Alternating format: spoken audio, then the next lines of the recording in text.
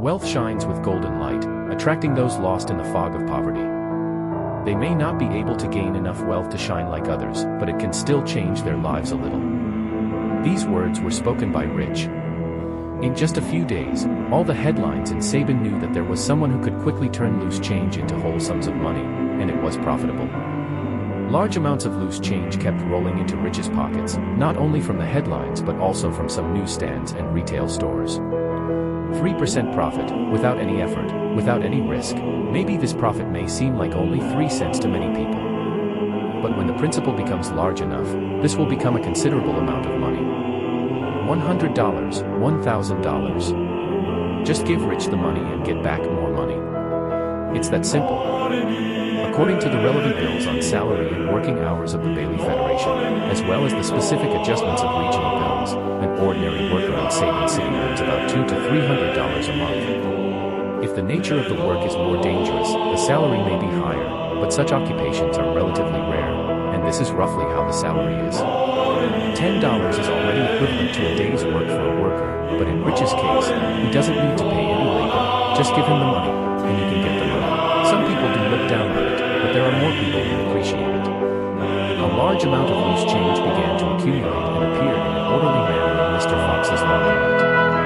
On a day 1 week later, when Rich pushed the handcart into Mr. Fox's controlled laundromat, 2 guys in black windbreakers, suits, waistcoats, and white shirts appeared in front of him. This also made him understand why Mr. Fox said he didn't look like a federal government employee, because he lacked the discerning outfit and the arrogance on these people's faces that they wanted everyone to know their specific identities. Rich. The person blocking the handcart casually called Rich's name, then lifted the lapel of his windbreaker, revealing the wallet hanging in the pocket inside.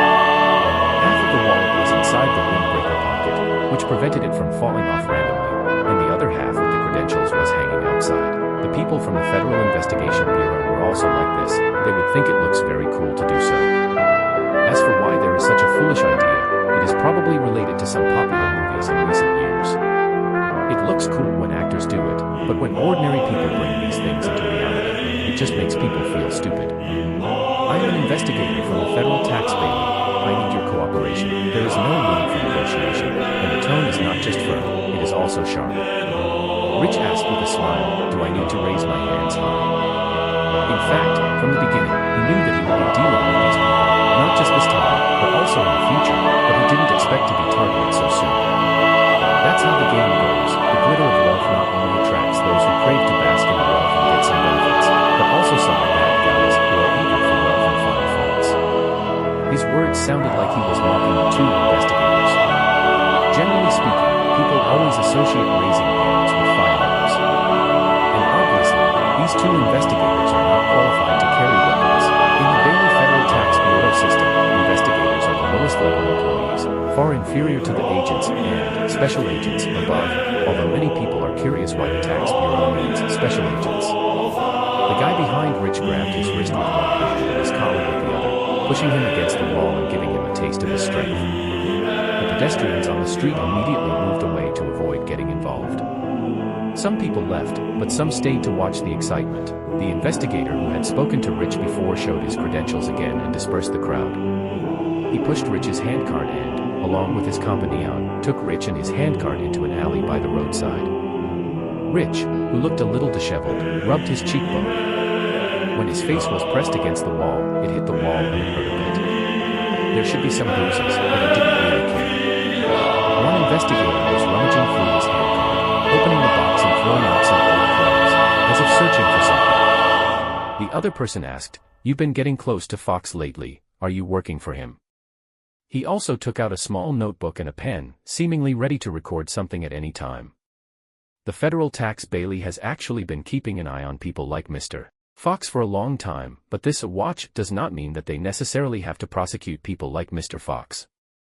Where there is light, there is always darkness. This is not a characteristic of darkness, but a characteristic of light. If it weren't for Rich, perhaps this strange but socially necessary balance could have been maintained for a while, until a new local tax bureau director took office, or the current director needed some achievements, then they would bother Mr. Fox. But the problem now is that Rich has emerged. Mr. Fox and Rich, their strange actions are accelerating certain things out of control. Catching a tax evader and involved in a huge amount of money is definitely a great achievement in the federal tax system, the kind that can earn promotion opportunities. But if Mr. Fox is allowed to escape the quagmire, no one will praise the current local tax bureau director, they will only suspect if they have any behind-the-scenes dealings. In addition, there have been some possible personnel changes within the Federal Tax Bureau of Sabin City, and some people are restless.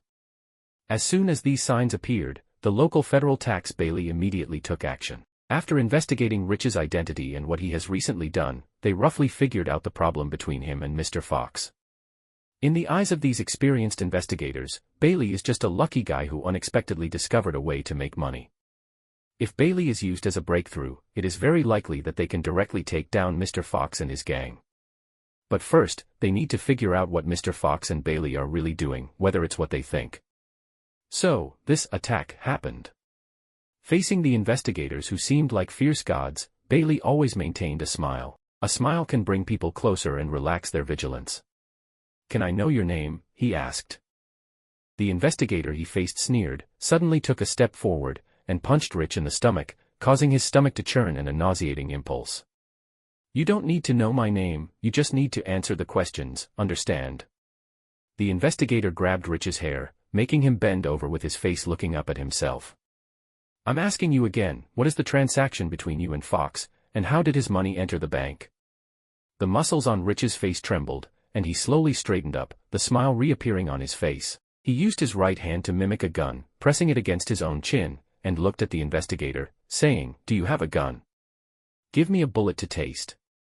His words caught the investigator off guard for a short time, followed by embarrassment.